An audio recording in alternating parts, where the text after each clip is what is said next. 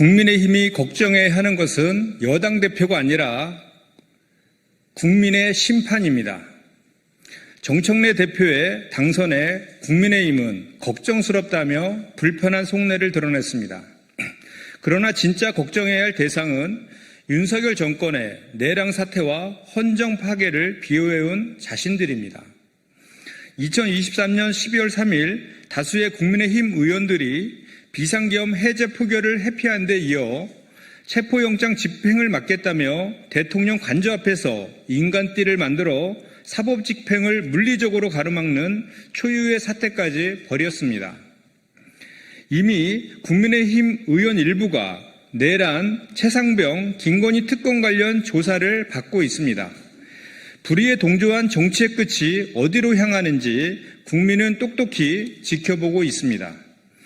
여야 관계가 파탄으로 치달을 때마다 협치가 아닌 야당 때리기에만 몰두해온 것도 국민의 힘입니다.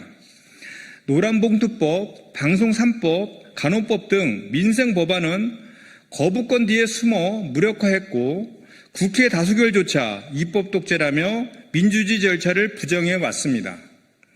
이처럼 내란에 눈 감고 민생을 방치한 정당이 이제 막 취임한 여당 대표를 향해 날성 공격을 퍼붓는 모습은 정치에 성찰이 없을 때 얼마나 뻔뻔해질 수 있는가를 보여주는 전형입니다.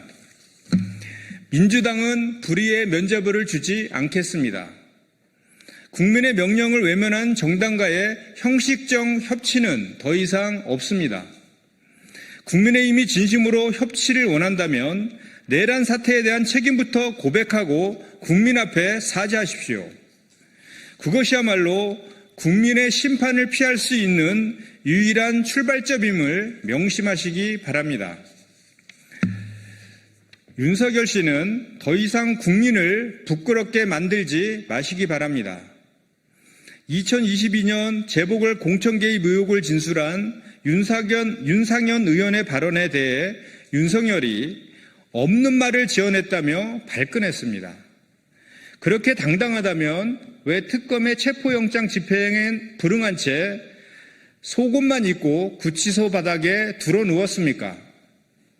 체온 조절을 위해서라는 회개한 변명에 기가 막힐 뿐입니다. 윤석열 씨는 특검 영장 집행 때는 체온이 올라가고 변호인 접견 때는 체온이 내려가는 특이 체질입니까? 거짓말하지 마십시오. 이번에 드러난 윤석열의 접견 기록은 가히 충격적입니다. 1, 2차 구속을 합해 총 348명과 395시간에 걸쳐 접견했고 이 과정에서 주말, 야간 접견, 조사실 제공 등 일반 수용자는 상상할 수도 없는 명백한 특권을 누렸습니다.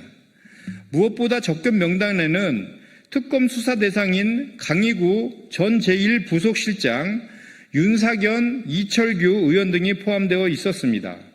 서울구치소가 사실상 내란 공동 피의자들의 정치 사무실로 전락했음을 보여줍니다.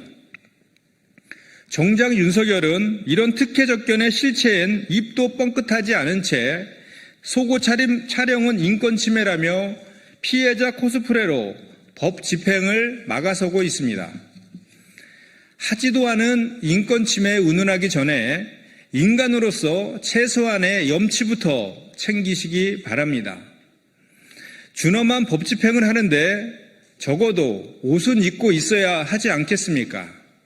오죽하면 잡범보다 못한 행태라는 비판이 나오겠습니까?